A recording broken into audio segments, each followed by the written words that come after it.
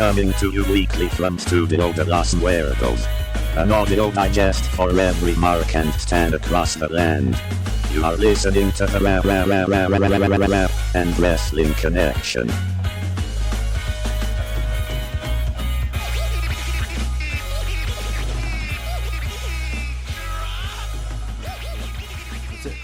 This is episode 7 of Rap and Wrestling. Yep. Josh beat y'all. Rocky Ramon. Sadly, again, we do not have Jacie Dangerously with us this week. Oh, I know it sucks, man. Yeah. I mean, we both wish she were here and can be on all the time. We're thinking of some solutions for her absence. Maybe we'll get it figured out eventually. We do have a lot of good news, though, thanks to her obsessive nature for wanting to have completion over everything. We are on the road to Domainia. Domainia. Yeah. Domainia season. Yes, definitely Domainia season in Studio de los Muertos. But we have purchased a domain, and we are in the process of either attaching it to our Tumblr, or we will have our own website designed for the domain. I'm with the idea to attach to the Tumblr. At least for now. Yeah. Yeah. And, whenever that's done, that will complete the road to Domainia, and we will tell you where to go. URL is rapandwrestling.show, right? So, Yeah, for now, yeah. But there's nothing there. okay. Not right now. The road to Domainia is incomplete until we have, a grand opening of our website Still for you car. guys. Yeah, we're building the car. But in the effort to get that done, we also expanded our SoundCloud account so that you can, in addition to the YouTube channel, you can subscribe to SoundCloud, and we have all of our episodes up there. Plus, the Tumblr is there is activity on Tumblr now. So if you go to rapandwrestling.tumblr.com, tons of silly stuff that we reblog, but also all of our episodes are on there. With the artwork from whoever did artwork that week. Mostly Scott at this point because he knocks it out of the park. He does. I think it's funny that we put out an episode on 316 with 316 artwork where we kind of we're critical of Steve Austin. Yeah, that's cool. Everyone else It was tongue in cheek.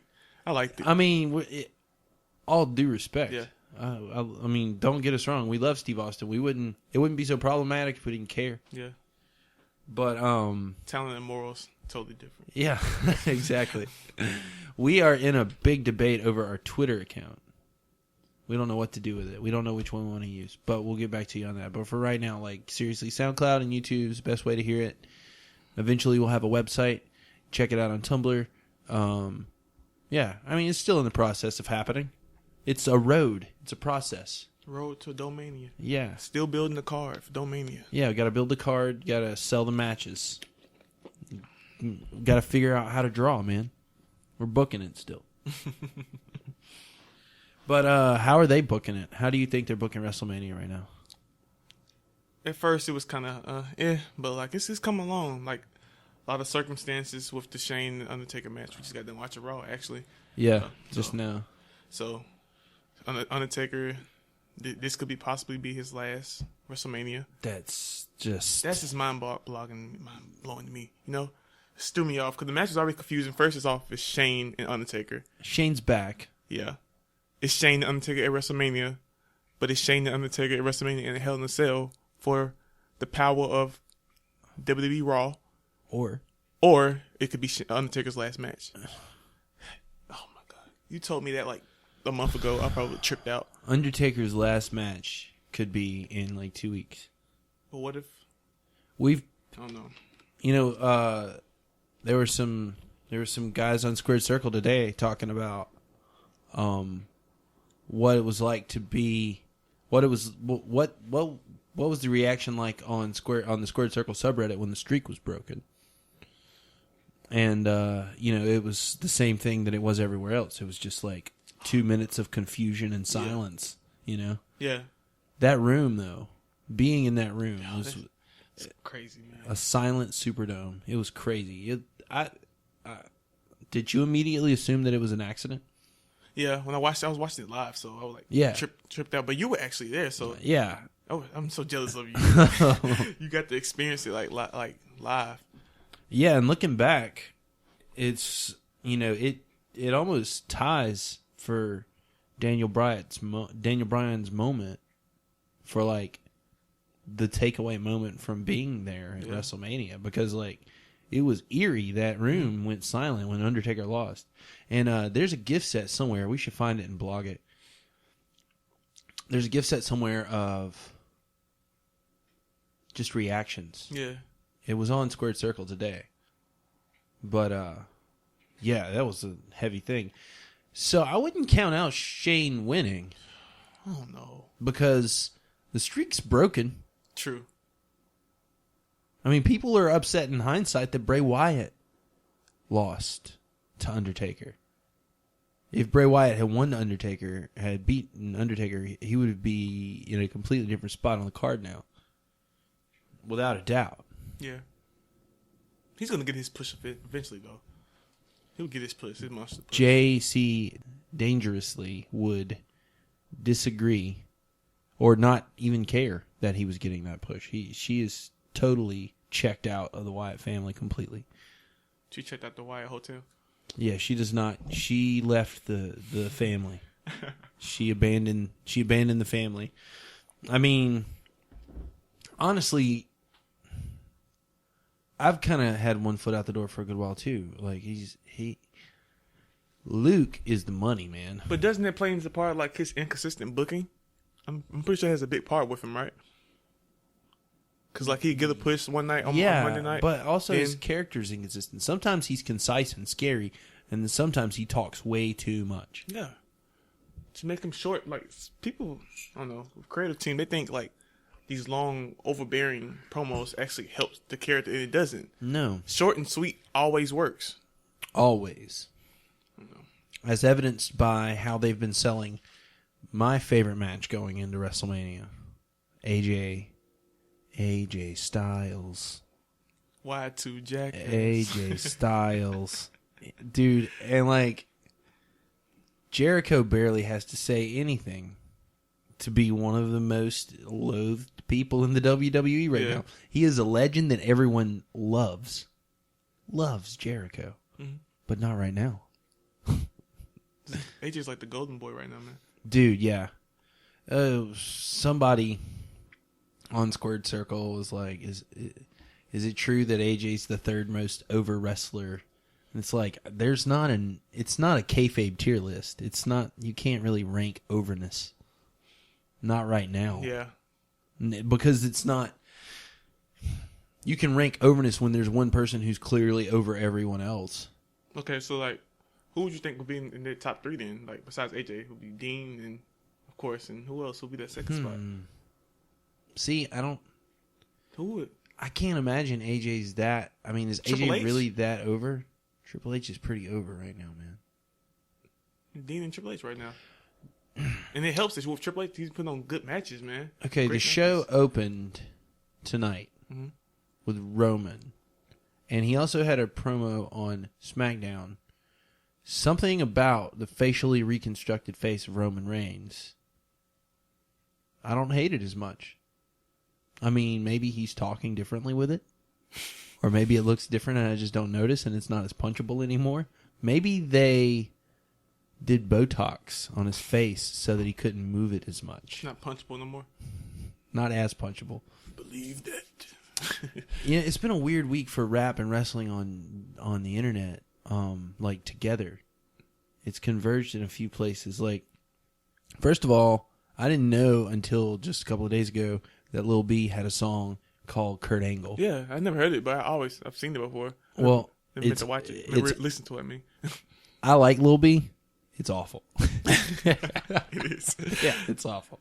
Call me Kurt Angle. Call me Kurt Angle. Just like the most trebled out beat ever. You can barely listen to it. It just feels hot in your ear, you know? Is it one of those like terrible songs that eventually like grow on you? I don't know. I only listened to it like 1/3 of a time. I didn't even get all Go the way back into through. it one more time. See Maybe so. I love, dude. When Lil B works though, it's great. Like Bass Got Fuck My Bitches that uses that One More Time sample from Daft Punk. Have you heard that song? Dude. Oh yeah. I've heard the song. Yeah. It's like 6 minutes long. I fucking love every second of it. And it has those long interludes where he's like, "Oh my God, Bass God, Yeah. you're so cool." That song is good. It's so funny. But of course they posted on the Rap and Wrestling. I mean, they posted it on Squared Circle, so I jumped in and was like, "Actually, check it out." I discovered that Lil B and Ryback have the same gimmick. I totally plugged the show shamelessly, but I was just like, "This is what I've discovered." We have to. Thanks to our process we have of talking bullshit. Like, we really have this rap and wrestling thing, like psychology, like down to a T, man. I mean, yeah, the idea that some rappers and some wrestlers have the same gimmick. Yeah. I mean, it's true. I mean, and I'm sure we'll get around to more eventually. You know what's funny is like Big Boss Man and Rick Ross almost have the same gimmick. True. Almost. True. Except Rick Ross isn't really a security guard, except he was. I don't know. Dude, the idea that Rick Ross is impersonating a kingpin and he used to be a corrections officer. It's a work. I mean, like, yeah. When I found that out, it made me dislike Rick Ross. And now I'm not so sure I should have done that. I mean, only thing different about the big Boss Man and like Rick Ross thing, so like Rick Ross' legacy is like way better than Big Boss Man. What did Big Boss Man accomplished though? Besides, Big Boss Man's going into the Hall of Fame. True, but he's revered as one of the best big men. Yeah, he's like a hoss on the level of like he's up there with Bam Bam and yeah, he is, and Vader. He is. Yeah, in his own way. I mean, like he wasn't as like high flying and daredevil as Bam Bam, and he wasn't as like stiff, strong style as Vader, but he had like fire. Like I can show you stuff. We'll put it on Tumblr, like moments where he's facing down like three dudes, and he just had this thing where he would like jump and like pump his arms, like, yeah, come on, and he just like he had the fire of like a little underdog dude, but he was a big guy. I don't know. I like Big Boss Man. I mean, I'm watching the episodes like of Attitude Era, and he was like as a little kid. He did have like he was a great heel. He's very he can generate heat fast. Shoemaker writes about him in his book, along with a lot of other dead wrestlers. Yeah. But he talks about how his appeal is that he's an everyman. Mm-hmm. And they talk about it on Cheap Heat last week because they just announced that Boss Man's going in the Hall of Fame. Yeah. Jacqueline is going to the Hall of Fame. That's pretty awesome, dude. Pretty dope. She was great in WCW back when I was watching, like, NWO era, Monday Night War era. Who else did they just announce? Stan Hansen. Yeah. Big rowdy cowboy motherfucker. Swinging a rope. Yeah, JBL was really excited about that. I mean, you can tell JBL was big fan of very inspired by that gimmick. Mm-hmm. I mean, he's a big, mean cowboy. Like, nice clothesline. Those clips of those like clothesline he delivered was pretty badass. The thing is, the little bit of training I did, someone did a lariat clothesline to me, and it's weird. Like, it's not. Well, first of all, it's not difficult to sell because if you don't sell it, it's a shoot. Yeah. And you're gonna get knocked the fuck down anyway. So you're gonna go with it just so that it doesn't take your head off. But so it's very easy to sell, and it doesn't hurt nearly as bad as it looks like if you're selling it. Yeah. Because it's not stiff if you sell. Like if you know when to like fall back. You know what I mean? Yeah. Which isn't hard. I mean, like, you've played fault before. Yeah. And acted like somebody kicked the shit out of you and, you're just fucking around. Like, kids know how to wrestle. True. Kids, try this at home. Please. Tell, no, don't try it. Please no. We don't co-sign that. No, WWE would not like us telling you to try that at home. What about, so the match I'm most excited for going into Mania, and we're like 2 weeks away. is definitely I don't know why AJ and Jericho's got me by the balls, man. I'm really excited by it. What's the card so far? We've got Roman Reigns and Triple H. Okay. Which is the match so that the Smarks can leave early, I guess. I mean, or boo it. They're just gonna boo it. I actually think that match is gonna be pretty good.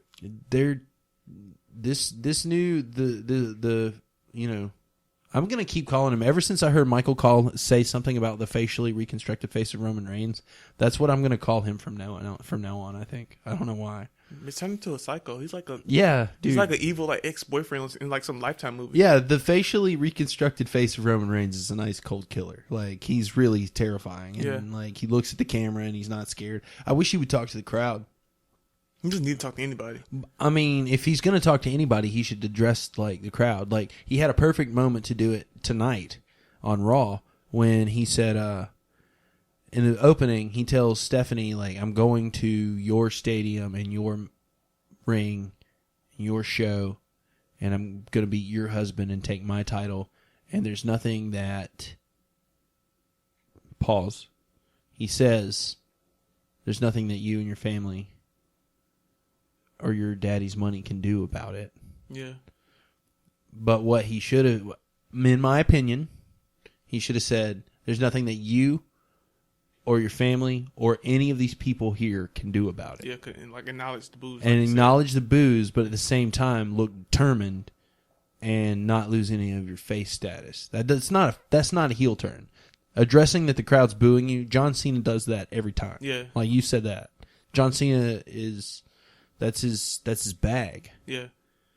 As he talks to overcome all obstacles, you know? Yeah, and he talks about the elephant in the room. Mm-hmm. And that's why he's not awkward. Is because he goes for it. He goes for the thing that everyone feels awkward about.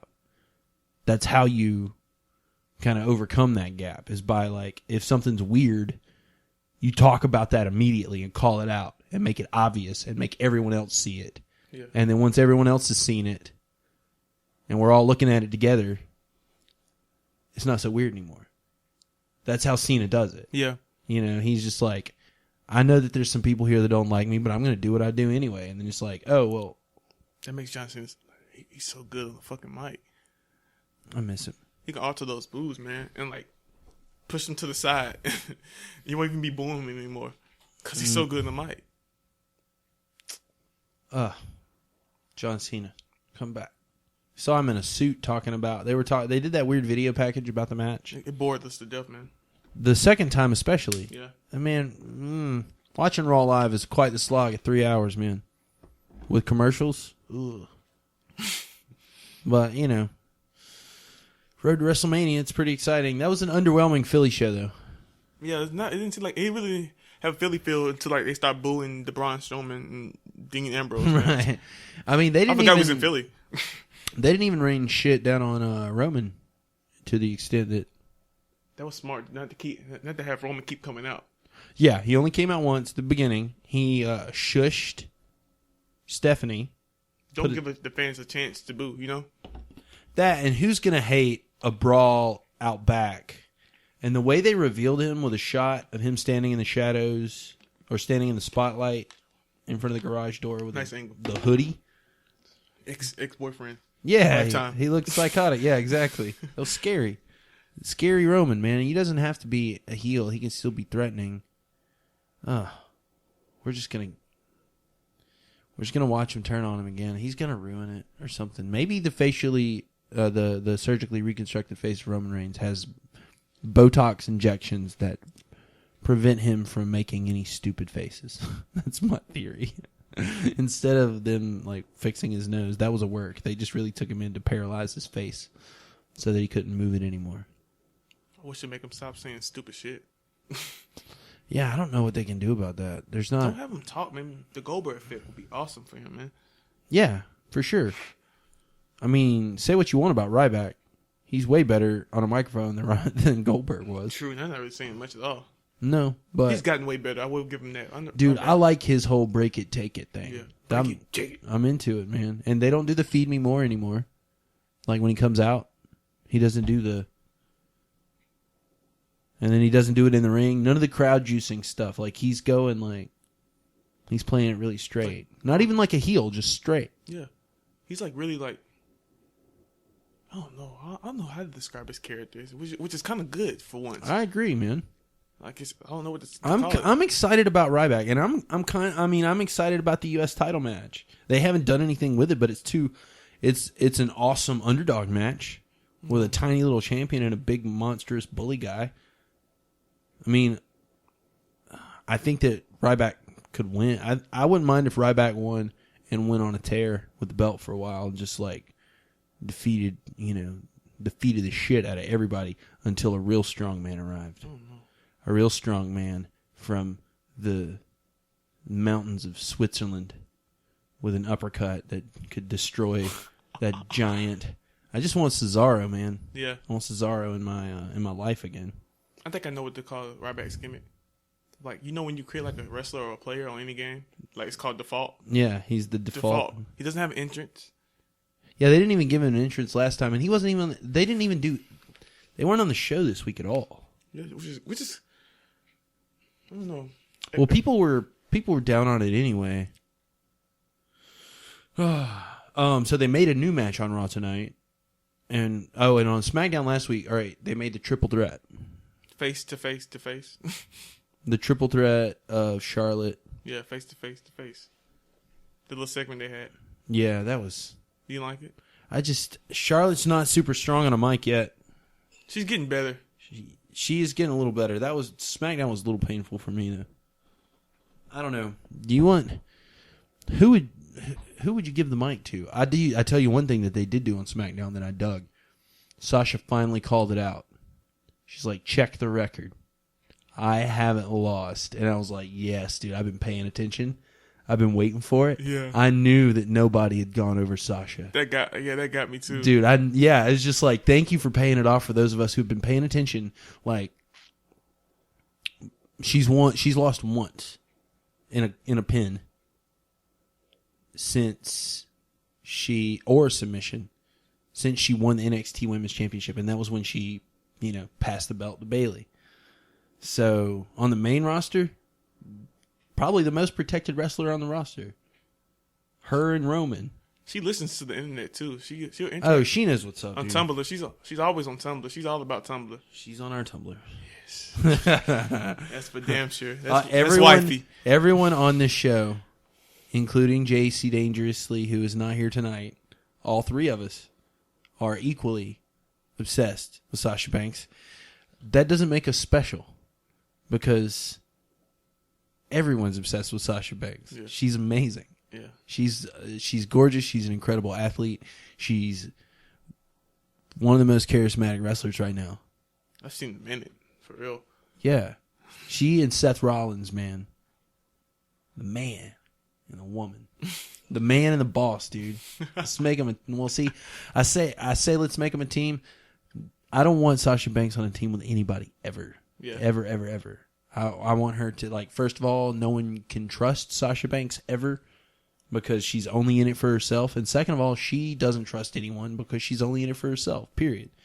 I think that's the prime way to go. She said that, too. Somebody said something about Becky tried to speak for the both of them, and she was like, don't ever speak for me. I'm in this by myself. So will Sasha always be a tweener? Yeah. Anti-hero? Yeah. She's never going to be a full heel. She may be a babyface at some point. She'll never be a full babyface either, though. Just because of the gimmick? Yeah.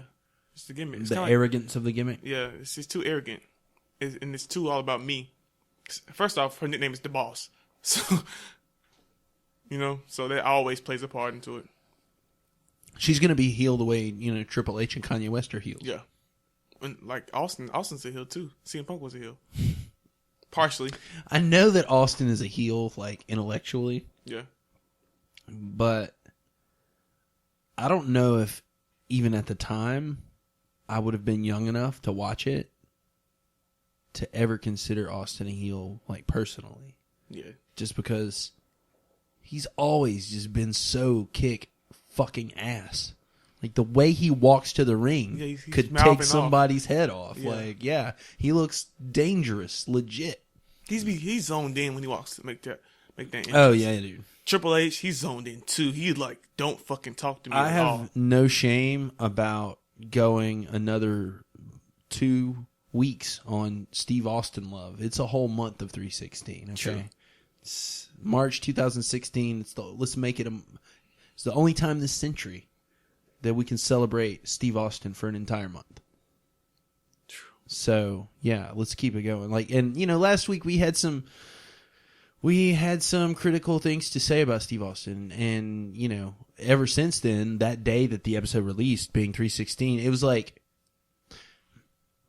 this is a weird thing to compare it to, but it reminds me recently of when David Bowie passed away, and it's like, you don't realize until something like that happens that everyone felt the same way that you did, and for some reason it was like, it's happened, I mean, March 16th happens every year. Yeah. But for some reason this year on 316, everyone went apeshit on Steve Austin. Because I think like the wrestle rap like kind of theme is at the highest peak it is now. For whatever reason, yeah, we see a lot of rap and I mean, well, Kanye said it on Pablo. Yeah. Steve Jobs mixed with Steve Austin. Being a nerd is like coming back in style, and being like passionate about your like whatever you want. Whatever you love. Like it was in the early 90s. Yeah. It's 90s all over again. That's what the 10s are. 2010s. As long as they don't bring back grunge music, I don't I don't like the first wave of grunge music. I like Nirvana, but see, all right. This is a bit of the deeper conversation that we can get into about music. There are certain genre names that are illegitimate, in my opinion, because they don't describe a sound, they describe a style, and they are usually created by corporations, these genre names, and one of them was grunge. I don't believe that there was a such thing as grunge. I believe that there were heavy metal bands and punk rock bands and hard rock bands and indie rock bands, which indie rock has kind of been, gentrified or kind of co-opted by the corporations these days. Yeah. But back then it was grunge. But like Nirvana was a punk rock band. Mm. Soundgarden and Alice in Chains were heavy metal bands. Mudhoney was a punk rock band. Pavement was an indie rock band. Like none of these bands sounded like one another.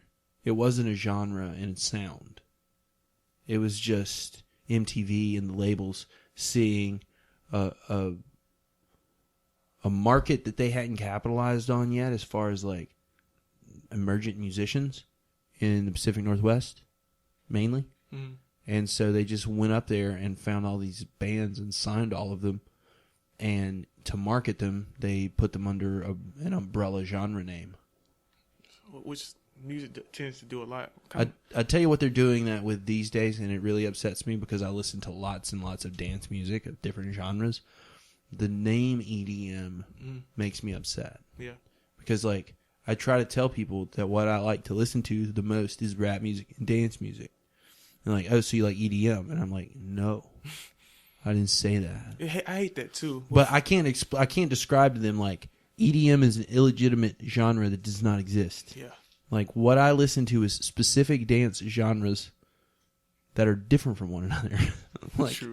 They're not all one thing. And EDM is for like,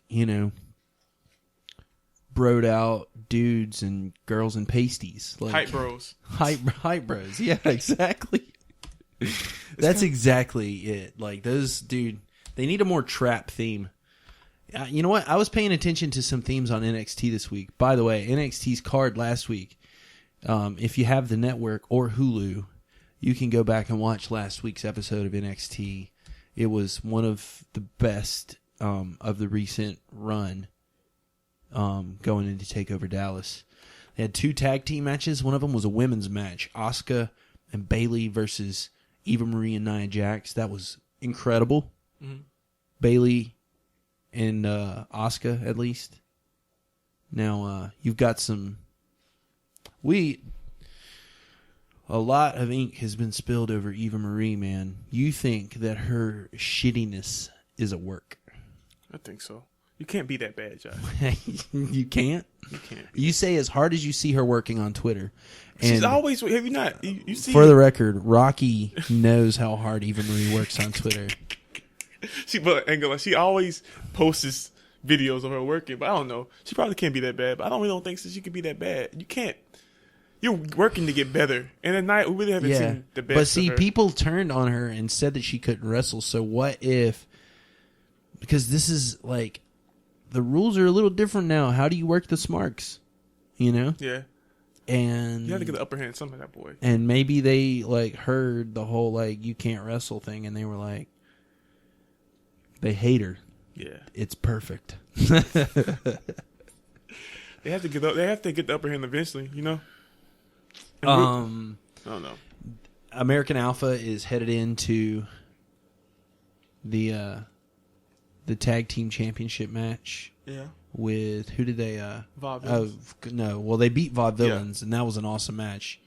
I'm ready for Simon Gotch to turn face and get in a rivalry with his tag team partner. Mm-hmm. I like Simon Gotch. He's got a really quirky style about him. Like his offense is really funny and strange. He and Damien Sandow, dude. They should just give me all the silly gimmicks and give me like a Saturday morning wrestling show with like Stardust and Tyler Breeze, Damien Sandow.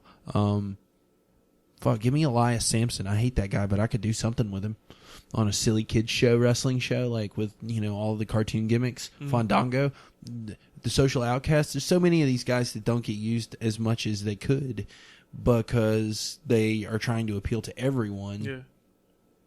Social Outcast, I love the way they're developing in individuals as a crew. Really, Adam Breeze is shining the brightest for me. I really fell in love. Who? Adam Breeze. Adam Rose. Oh, yeah. The way he gets pissed off at Axel. He's always faithful to Heath Slater. He's like his right hand. Oh, man. He kisses Heath's ass and he hates Axel because Heath is the leader and he wants to have that spotlight someday. I think. I don't know. Or maybe he kind of also has a thing for Heath. It's weird because Adam Rose kind of came out sort of like that Aldous Snow character of indeterminate sexuality. He reminds me of what's the guy? Austin Powers. That too, cool like that. But what's the guy that dated Katy Perry? Oh, that's what I'm talking about. I was mentioning his name, the character's name, Aldous Snow from Get Him to the Greek. But what's the Russell Brand? Yeah, Russell Brand. Yeah. Yeah, which Russell Brand is apparently like Jesus or Gandhi or something now. He did too many drugs, man. Yeah, he was kind of funny to me, low key, kind of, sort of. I don't know. I loved. I really love the way, Axel has added the yeet to his, and then Adam hates it. And Bo just wants them all to get along the same. They have a great dynamic. And Heath is just Heath. Heath is impenetrable. Everything just bounces off of him because he is in Heath world, all the time. I just I had this really silly fantasy booking idea when he, it was right before Social Outcast got together. Yeah. He got this weird pop with the IWC out of nowhere around the time the Slammies came around. Yeah. Remember, there was a weird campaign to get him to win, Superstar of the Year. Yeah. Yeah. So, I was like, they should just do a line with him where they're trying to put him anywhere. He tries to join the Authority, but he's annoying the shit out of him because it's Heath, And so they're like, well, let's try to get him into anything, So it was what did I say? The Drifter of the Cosmic Wasteland, add him to Stardust's stable, or put him with the Wyatts, or Keith Wyatt. Yeah, or put him with the League of Nations. But the thing is just try to tack him on haphazardly to all these other stables, but never change his gimmick. So that no matter what, he's just yeah, baby, woo, WWE Universe, no matter what, all the time. So I have this version of Heath in my head who's just there's all this other power play and the social outcast going on around him, like we were talking about. You know, you've got Adam Rose who's trying to kiss his ass, and then Axel who's just there, but Heath is like, I mean, Adam's like, no, you suck. Heath, you rule. Yeah. And like, there's that weird division there, and then, you know, Bo's just like, come on, you know, we all have the same goals. We all believe together, you know, but then Heath is not noticing any of that. He's just like, what's up, WWE Universe? Woo! So it's like Heath in the game. I've said it before. The only reason I do this show is to practice my wrestling impersonations. Let me see. We've got the new match that they made for WrestleMania tonight. They the 7-man ladder match. 7-man ladder match because KO could not keep his fucking mouth shut. Don't say ladder. Yeah, don't say ladder. Don't say ladder. Fuck. Said it. And also, I mean, it's awesome to finally see a situation in which 7 men or 6 men, one after the other, try to beat up Kevin Owens. Like, they're tearing one another off of each other to jump on KO. KO versus everybody. He's been asking for it for quite some time, man. Yeah. It was teased in the Royal Rumble. Yeah. Oh, yeah. But, I mean, he really, from the second he set foot in NXT all the way through, it's just like every person that crosses his path, he is going to start shit with them. Yeah. It keeps it ongoing for, like, future feuds, too. Oh, yeah. I so feel like eventually we're going to have that Sami Zayn versus KO, like, feud. Like, that could be the best feud. That's possibly. SummerSlam, man. Yeah. That's SummerSlam. Yeah. And then they could the two of them somehow manage to carry that through all the way to what? To next WrestleMania? I mean, it'd be long, but it could be possible. They could tease it over the course of months. Yeah. And like, what if they did a brand split? Yeah. What if KO went one direction and Sami Zayn went the other? Interpromotional like match. Yeah, and like, you know, they just like, whenever they cross paths, it's fucking on again. So like, you get to what? Survivor Series? Yeah. And they end up fighting in the back. You book it for WrestleMania. And then they go their separate ways until then. I don't know. Those interpromotional matches are always great. Guys, just tell Vince. Just somebody tell Vince that, you know, I'm not that far from Orlando, really. You know what, JC and I had a great idea earlier. There needs to be a developmental school for the writers where they can train writers.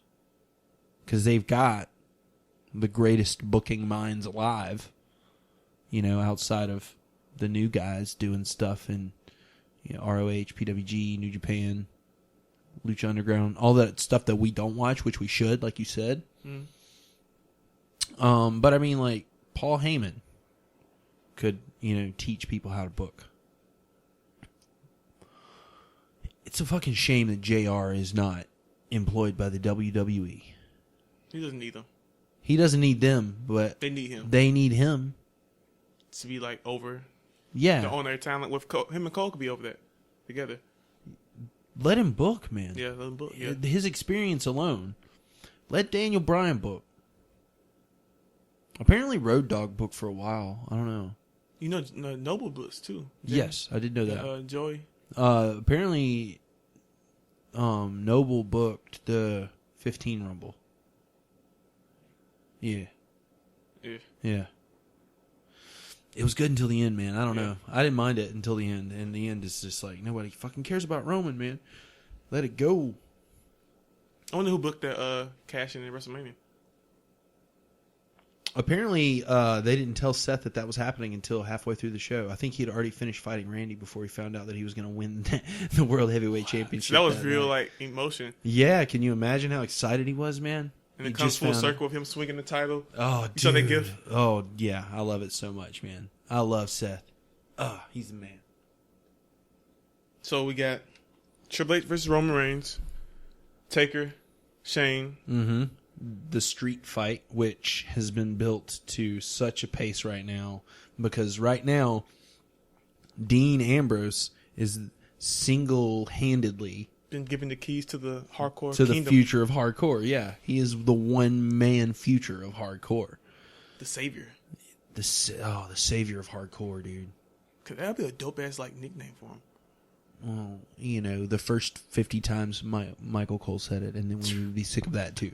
It doesn't matter what he says. It's just something coming out of his mouth sounds like it's coming out of your corny ass dad's mouth, and it's not cool anymore. I don't know. I feel like the heel announcer should bury the face lead announcer, play-by-play announcer. You know, like JBL Barry. JBL knows so much of the stats and history. Yeah, he's a nerd. He's a geek. He's really good at building these old guys up, man, or building the new guys up. Like anytime Brock Lesnar comes to the ring, every single time he's like, or like when he said that he and AJ had the same belt. I mean, at the Royal Rumble when AJ came out, he was like him and Brock Lesnar, like the New Japan Heavyweight Champion. Yeah, something like that. NGP. Yeah, IWGP. IWGP. Yeah. Thank you. God, some nerds were going to really be pissed at us if we didn't get that right, man. Yeah. As if anybody listens to this. They listen. They're going to listen. I actually talked to a guy on Twitter today who's in Philly, lives in Philly. I don't know if he went to the show tonight. I talked to him on Reddit, and he's like way into the rap and wrestling correlation himself, and like, you know, he's like, oh man, I'd love to be on the show. I was like, well, He's in Philly? Yeah, he's in Philly. So, I mean, I was like, if we can figure out how to do phones, you can come and you can get on the phone with us. That'd be awesome. Sweet. Whatever. But, I mean, regardless, I just told him to listen to it. And, you know, that actually started with the post about me talking about Lil B and Ryback, which is weird. Anyway, what else is on the card? So we got a handicap match for it says handicap match here on PW So I was Mania. right? It's going to be a handicap match. League of Nations versus the New Day. You know, I was thinking earlier, League of Nations actually kind of has the opposite gimmick of Social Outcasts, where like it's like one face. Mm-hmm. Like, you know, it's like a unified front. There's no difference between the four of them. True. You know, like they don't really have separate characters anymore. Like foreign gimmicks. Yeah, but there's really no distinction between the characters. But they are also all a lot better booked and more distinctive than the Social Outcasts were. But still inconsistent. Yeah. That's true. That's a great comparison. Who do you think's the most inconsistent League of Nations member? Del Rio? Wade. Barrett, yeah. Well, see, I missed all the Nexus stuff. I thought he was gonna be like the next, like, top heel. It was like he was on having a pace like that. He was on pace to be like the next top heel. But like, you know how WWE is. He got injured. Mm-hmm. People get weird about. I know. People get buried for getting injured. And that sucks. So they're afraid to talk about being injured. Yeah. So they fight hurt. It's no good. Mm-hmm. Sorry. Who's the most inconsistent member of the Social Outcast? All of them. I don't know. I think that Bo is pretty consistent. His character is very consistent. You may not like him. I like Bo. Yeah, I like Bo a lot. But he's the same. You know, he's pretty much the same as he's been. Yeah. I think Heath is consistent because, like I said, in my head, Heath is immutable. Yeah. Like Heath is like almost like an element. Yeah.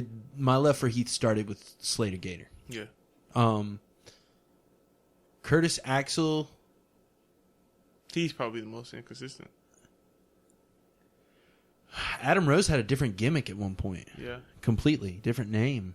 Leo Kruger. Yeah, Leo Kruger. Yeah. Leo Kruger, man. Yeah, sorry. And Kruger was great, man.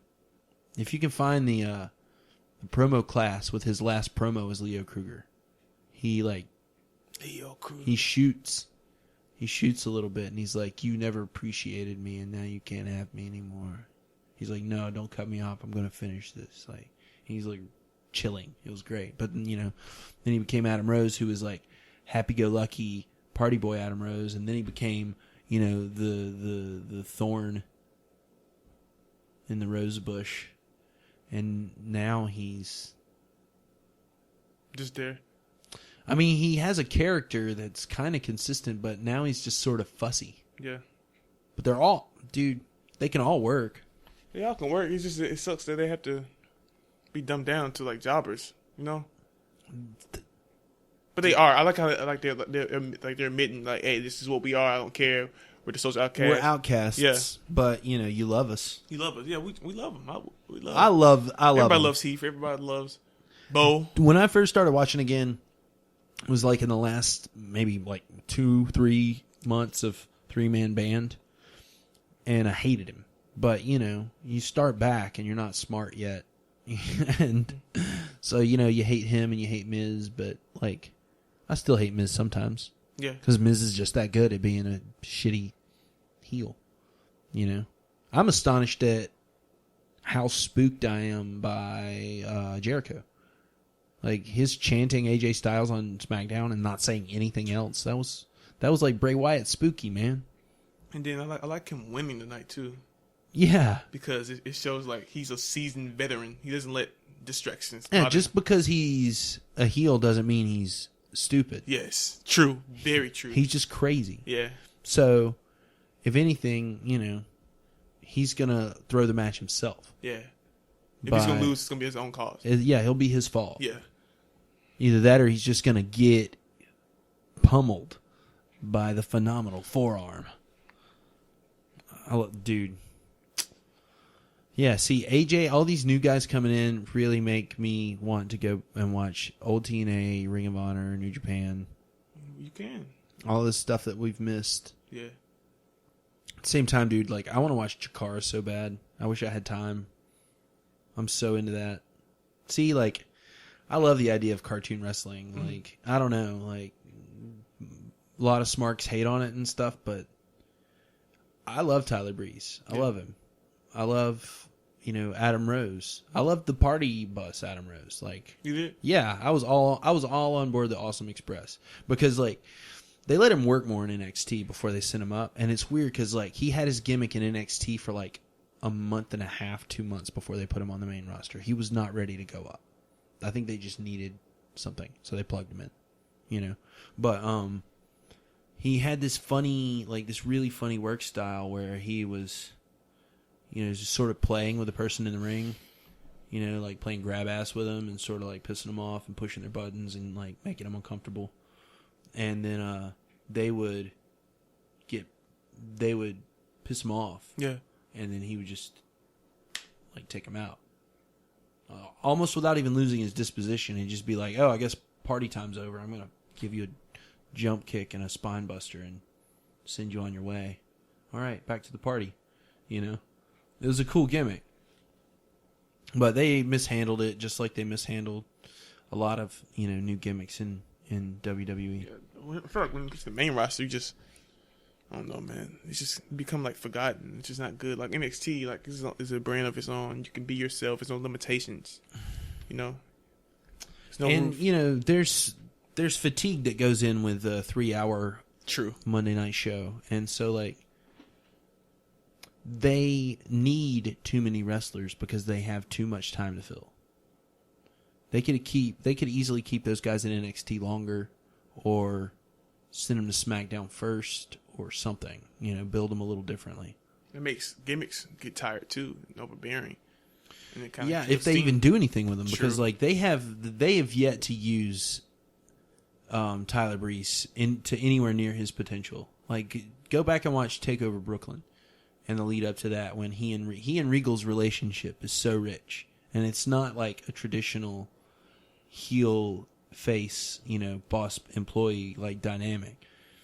It's like you can tell that Regal admires Tyler, even though he like knows that he's a shitbag. Yeah, you know. So he like throws him bones, and he wants Tyler to like do well, even though like he also, you know, is annoyed by Tyler, cause, student and teacher kind of, because Tyler will barge in, like that. That's what. All right, that's kind of where it starts with them. Is you know, he'll be talking to new signees in the back, Tommaso Ciampa, Johnny Gargano, Samoa Joe, any of the new guys that were coming around during that whole period when all the new guys were coming in from Ring of Honor. And he would be like mid-conversation, and Tyler would just barge into his office and be like, this is unacceptable. Why am I not on the show? Why don't you have anything for me? And, you know, and I remember in this specific promo, he was, you know, Regal was like, well, meet Tommaso Ciampa and Johnny Gargano. They're here from, you know, wrestling out all over the world, and they want to try it out in NXT. So they can be your new opponents tonight. You know, like that sort of thing. But yeah, their dynamic was incredible. We need to get to talking about rap music at least a little bit, because some things. Well, we did talk about the Little B Kurt Angle, but I wanted to talk about Flatbush Zombies and their love for New Day. Yeah, and their love for the New Day. They guess what? They debuted at number 10. Yeah, that's what I was gonna say. Crack the top 10. That's nice. Shout out to Big E on their liner notes. Yeah. I heard that the artwork was sort of New Day inspired. Yeah, you can tell. It's crazy that was being said, because that's what first thing I thought when I saw the cover. It was like a whole bunch of like pink and like light blue, kind of like New Day. It was 3 of them. It's pretty badass. Russell Route Man is taking over. So their first like proper album, major label debut. Oh yeah, that's very New Day inspired, man. Blue and pink. And it's all like supernatural with UFOs and demons and 3-eyed dogs. This is an awesome album cover. It reminds me of Gorillaz. Yeah. Yeah. It does. It's very comic art, you know, or AT Aliens. Mm-hmm. You got a pig cop there. Tune in next week where we describe album covers. We should actually do that. We've been talking about using some of our awesome artwork to like print out some album covers. If there was any interest in that sort of thing, I don't see why there wouldn't be. We've got some amazing artwork for this show. We've only scratched the surface of it as well. Yeah, we still... Like, Scott is giving us more than we know what to do with. I mean, I made something this week, but what I made is so dinky and, like, simple and silly that, like... It's still dope. You like it? Yeah. I think emojis are awesome, so I don't care. And plus, like, if you see the 3 trumpet emojis and you're a mark, then you know what's up. Yeah. You know? Anyway. And, you know, John Cena is kind of the Donald Trump of rap and wrestling. Whoa. He bridges the gap, for How? better or worse, because he's a wrestler. And he's also, you know, a rapper. Sort of. Just like, you know, Donald Trump bridges the gap between politics and wrestling because he's kind of in the WWE a little bit, and he's kind of a politician. What he is mostly is a fascist shitbag. And, you know, John Cena is not a fascist. He's not a shitbag either. His character is. I'm not going to say anything mean about John Cena. It would only be bandwagon hopping like the rest of you fucking smarks. Shots fired. You know he's great. Quit denying it. Dude, if anybody boos when John Cena comes back, then... It's gonna... We love to hate him. He's like, John Cena's like the Yankees of wrestling. Okay, chanting John Cena sucks or singing John Cena sucks is one thing. That's an activity, and that's fun. So like how Kurt Angle with the use up. Exactly. Okay. It's almost like a respect thing, almost. But no one's going to boo John Cena. I don't know. We all want him back. Even if it's just so that we can tell him he sucks. You know what it kind of reminds me of? Like that high school teacher who class you really hate because like they're going for break for like you have a sub for like 2 weeks. Yeah. They finally come back like, I did kind of miss you a little bit. Yeah. That sub was awful. Who's substitute John Cena? They really messed up the whole trajectory of the U.S. belt, man. I mean, I think that the U.S. belt because of John Cena, you know, he's a 15-time champion. He's in the pantheon of the greatest of all time. Yeah. His run with the U.S. title should, like, stamp it with this, like, unwritten stipulation that if you have the U.S. title belt, you have to put it on the line every night, every Monday night. Like, the U.S. title is an open challenge belt. Yeah. Sort of kind of like the hardcore title. Like when we had 24/7 rule. Yeah, except, you know, actual wrestling. Yeah. Yeah, true. Because that was nothing but pure schmoz. Loved it. I mean, I can imagine it being fun, but I get you saying that. I was just comparing. no, of course. But yeah, it's like, it's Monday night. Who's going to show up out of nowhere for the U.S. title? Is it going to be an undercard or mid-card guy that we really want to see take a good crack at it? And get a nice rub. Yeah. Or is it going to be a legend who wants to come back and just, like, dominate? Or, you know, what if we have a title change? You know? Because you can do title changes with it. It does. If John Cena doesn't have it and there's still an open challenge, then the U.S. title belt is the most interesting belt on the show because it's the one that's moving around. Yeah. Constantly, yeah. That's true. That's a good point. I mean, when was the last time that, like, right now, the New Day are at how many days with the tag belts? Like 200 plus, something like that. It's crazy. I think they're at a combined over 400 days as tag team champions because of their two separate runs. Oh, no. I'm sorry, I take that back. The statistic was that Kofi has been a tag team champion for over 400 days throughout his career because he was in a tag team with who? At some point? Huh. You said Kofi? Yeah. At some point, he was in a tag team with someone else, and I can't remember. Was it? I can't remember. R-Truth? Who it was. Was it R-Truth? I don't know. I don't know. But, you know, to kind of, like, salute what you had said, what if you did that on all the titles? Like, each week it changed.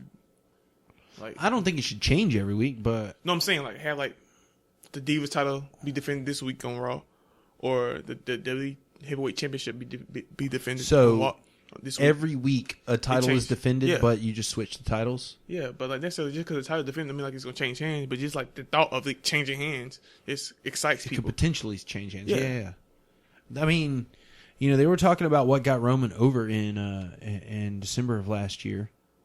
And, or, you know, right after TLC. Yeah.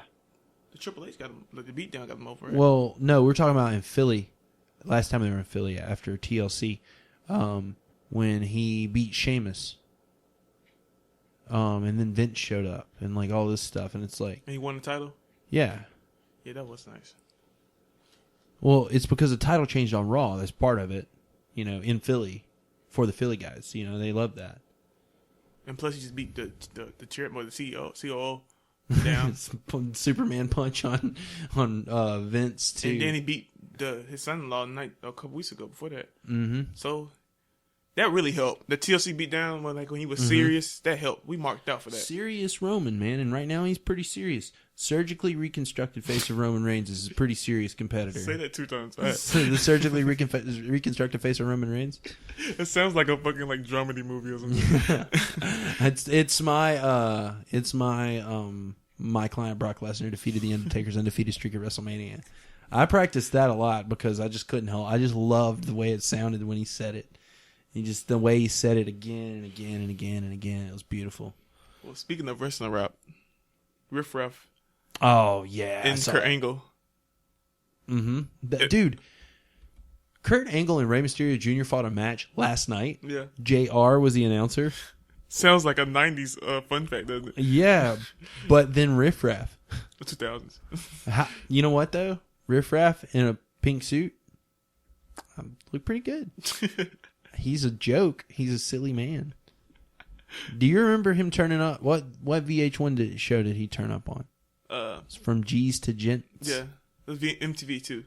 Was that MTV? No, I think it was VH1 when they were doing that whole like run of horrible reality shows that I watched. Let's see.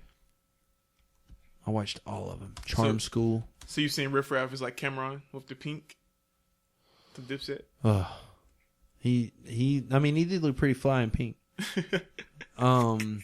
His braids are silly. He's silly. MTV. Was it MTV? Yeah. And for some reason I thought he was on the Next Great White Rapper show. Did you ever watch that one? With Search? MC Search, yeah. Yeah. I watched a few episodes of it. That was a lame fucking show. At least MC Search got a nice little rub. Yeah. As a white rapper. MC Search is always going to be a hip-hop royalty because he helped with Nas, so I'm cool. Oh, yeah, of course. Speaking of Nas, did you see the Luke Cage teaser trailer for the new Netflix series? Mm-mm. I know Nas and Madlib and Dilla have a song out. It's going to be released on this new album. Ooh, I didn't know that. It premiered at South by Southwest. Oh, dude, I didn't know that, and I did not listen to it like a dumbass. So it's Nas with production by Madlib and Dilla? I think it's Nas production by Dilla with Madlib rapping in Dilla. No, Madlib rapping? Oh, that's awesome. I'm not too sure, but I know it has Dilla's on the track. Production-wise. Well, I knew production was by Dilla, but I didn't know Madlib was on the track. That's crazy. Oh, God, I love Madlib. Wherever we're doing, wherever we are, he's in the basement in Los Angeles with his records. That's motivation, like to get up and grind, too. Yeah, exactly. I just think about him, like, surrounded by 8 tons of vinyl, like, crate digging in his own lair, like, making another mixtape that's going to come out next month. And then he just puts that aside and keeps going. Apparently, he records 10 times more than he releases. He just does not fucking stop. He's possessed. Maybe he's, like Frank Zappa. JC and I were talking about it earlier. Like maybe Madlib is autistic. Maybe he's just like. His own family called him the Unseen. That is why he named his first Quasimodo record that. Like. His gimmick is that he's just like this myth, invisible wizard. Yeah, he just kind of hides out. That's why him and Doom are perfect together. They're just like they're both are like that. They're both mythological beings, and they're the only one. I mean, don't get me wrong. Madlib producing for everyone is great. He sounded great on Pablo. He sounds great with Freddie. He sounds great no matter what. But the only true match for Madlib is. The only living match for Madlib is Doom. Yeah. The super of course. That's. I mean, if Jay Dilla was still alive, there would be 3. Because Jay Dilla was like, he was like the light to Madlib's darkness. Because Madlib's got some weird cosmic, orthodox, fucking crazy, sick beats. Yeah, but also some crazy ideas. I mean, like the ideas of Sun Ra. Of like astral travel and like interdimensional and intergalactic travel through music and stuff is like a very strong point in like Madlib's music. Like he's all about like exploring. Like he did this one mixtape for the Madlib Medicine Show series called Advanced Jazz, where he's like doing like a sampled overview of all these jazz masters track for track. So like the first track is called Miles. And the second track is called Ornette or like whatever, but he's just like hyper sampled like all of these work of these artists and just like cut them up and put them into this new shape as like a new jazz piece. Yeah. And so like he's very connected to like that whole cosmic jazz vibe. He took that. Listen to Shadows of Tomorrow from Madlib. Like read the lyrics. Like the lyrics are by Sun Ra, but that is some really those are some of the most perplexing lyrics ever. We just had that just playing all the time. Yeah, all the time. Now, see, for me right now, my track on that is "America's Most Blunted." Yeah, yeah. One of my favorite lyrics by Doom is on that, where he says, Doom nominated for the best rolled L's, and they often wonder how he dealt with stress so well." Yeah, that's a hard one. Wild guess. And I see I can do the whole verse. I just love it. Someday pray he would grow a darn barn full. Recent research show it's not so darn harmful. Then you hear Madlib on the back. He's like, it's true. These guys like to smoke weed. What more can we say? Yeah, we covered a good bit of rap and wrestling. And we are, we're at an hour 4. That's quick. We should do a 24-hour marathon episode. Oh, yeah, I can't wait for that. Let's do it next week. We would have to get paid to do that. I'm not doing that until there's money. You're not gonna do that for the people, Josh. Yeah, like Riff Raff said, there's freestyle and there's feastyle. We should get it right there. Oh yeah, the Kevin Owens. Promo. We watched. Oh yeah, dude. You talked about it last week, and Rocky got me to watch an old PWG promo with Young Bucks. It was Adam Cole and Kevin Owens. We'll go. You know what? Might sample part of that for the show unless we find a good rap promo to go out on. But we can definitely post it on Tumblr. That's a good way to go out. Actually, we'll talk about that some more. We're on the road to Domainia. rappandwrestling.show. Yeah. We'll launch when we fucking say it's going to launch, when it's goddamn ready. But in the meantime, you can check it out on Tumblr, rappandwrestling.tumblr.com. We're on Rap and Wrestling Connection on SoundCloud, Rap and Wrestling Connection on YouTube. Lots of ways to check us out. RW Connection, RNW Show, at Josh Beach, y'all. It's Rocky. Let's get out of here. That was episode 7 of Rap and Wrestling Connection. Woo! Woo!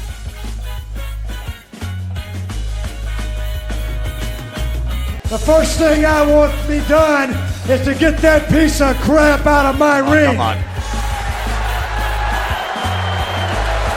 Don't just get him out of the ring, get him out of the WWE.